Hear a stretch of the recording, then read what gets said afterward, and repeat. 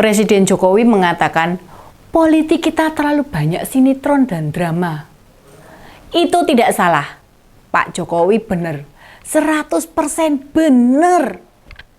Tapi tunggu dulu. Pak Jokowi tidak menyadari bahwa dialah yang membuat politik Indonesia jadi drama. Penuh ratapan, penuh tangisan. Masyarakat disuguhi adegan yang membuat kita semua sepakat untuk berteriak. Kami muak. Kami marah. Ini dia, info terkini Widya.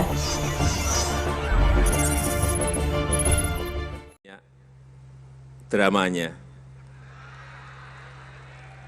Terlalu banyak drakornya. Terlalu banyak sinetronnya. Sinetron yang kita lihat.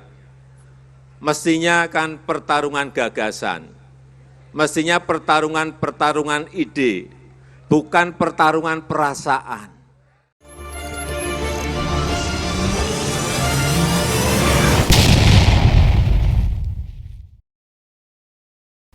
Ya, kita dibuat muak dengan langkah-langkah Pak Jokowi. Banyak kita kaget karena Jokowi yang dulu bukanlah Jokowi yang sekarang. Seperti lagu aja ya. Mengapa Pak Jokowi menjadi begitu berubah? Salah makan apa dia? Kesambet apa? Atau kena pelet penggoda sukma dari kubu sebelah mana? Atau amnesia? Tapi nggak mungkin salah makan kecubung toh Pak. Nggak mabuk toh Pak. Menuduh orang main drama, padahal Pak Jokowi sendiri yang main drama. Drama pamer kekuasaan, drama Pak Jokowi saat berkata akan cawe-cawe. Ini sudah jelas keblinger. Presiden seharusnya netral. Kita juga disuruh ojo kesusu dan jangan gerusa-gerusu. Eyalah, ternyata karena anaknya mau melu toh, mau ikutan toh. Nunggu pamannya dulu merubah aturan. Makanya kok bilang ojo kesusu. Pak Jokowi terus membombardir Indonesia dengan drama. Kali ini Pak Jokowi mengintervensi tentara. Jenderal Dudung yang sudah hampir pensiun, tiba-tiba diganti Jenderal Agus Subianto. 6 hari menjadi kasat, Jenderal Agus segera diajukan menjadi Panglima TNI. Ini kan semua bikin kita geleng-geleng kepala toh. Apalagi ini? Geleng-geleng kepala kita ini berubah lagi menjadi melongo. Setelah nyadar kalau Jenderal Agus Subianto itu bagian dari Solo Connection. Semasa Jokowi menjadi wali kota, Jenderal Agus dan Kapolri Listio Sigit bersama-sama sebagai Muspida Kota Solo. Tepatnya Pak Agus jadi Dandim dan Pak Listio jadi Kapolres. Ini tentu bikin Jokowi makin dirasani dari ibu-ibu sampai paman-paman, dari remaja, dari pemilih baru sampai kakek-kakek. Mereka bilang, Jokowi kok makin otoriter ya, makin gegek mongso.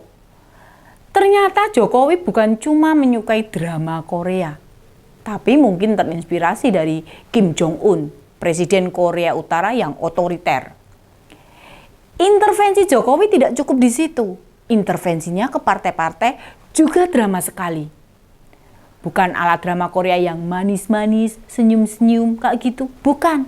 Tapi drama horor yang menegangkan dan sulit untuk ditebak.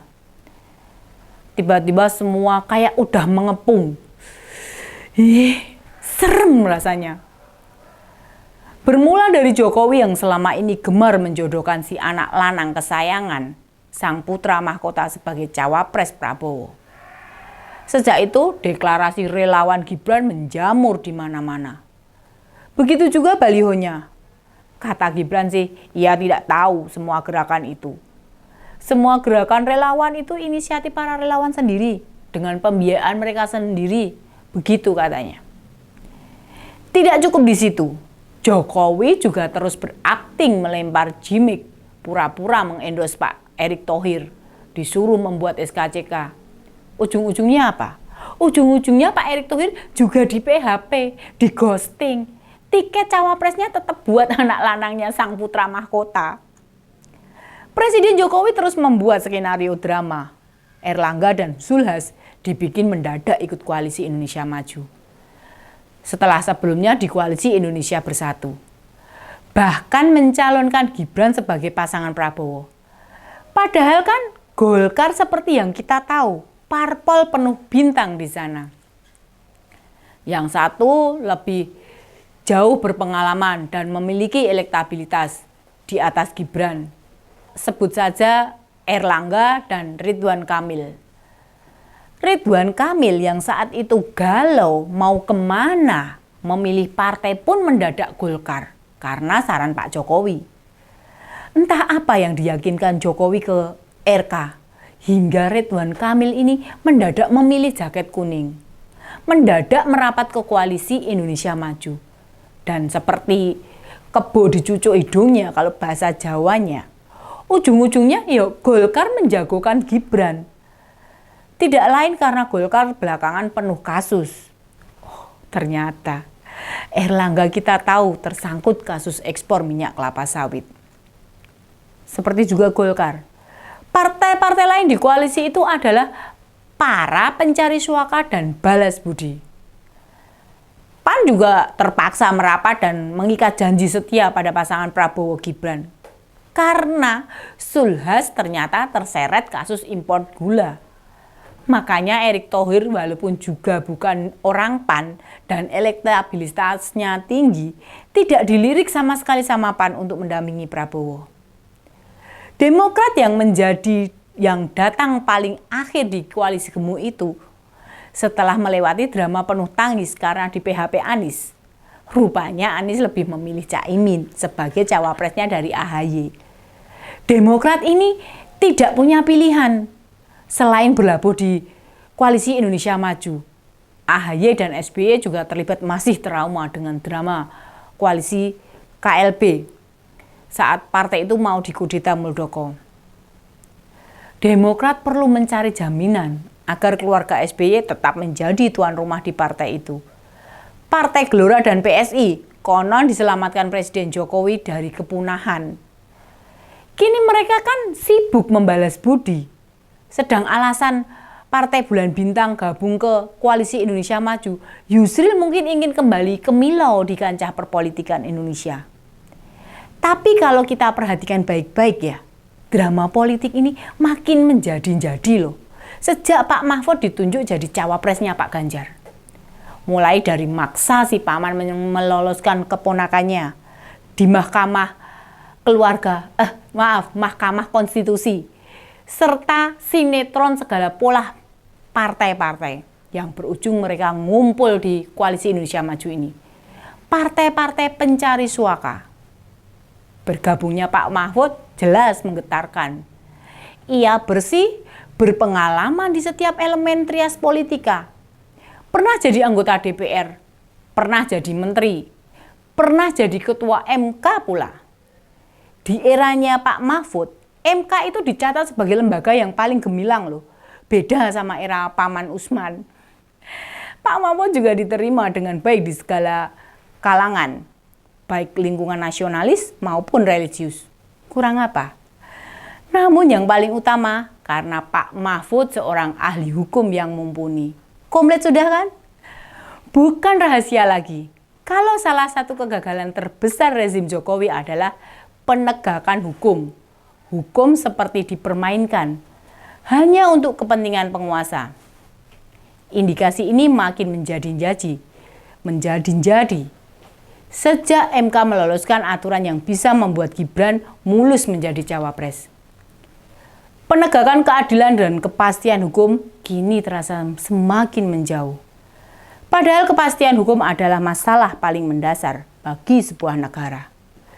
Jika keadilan tidak ada, apa yang kuat akan terus menang, yang lemah akan tersingkir dan terabaikan.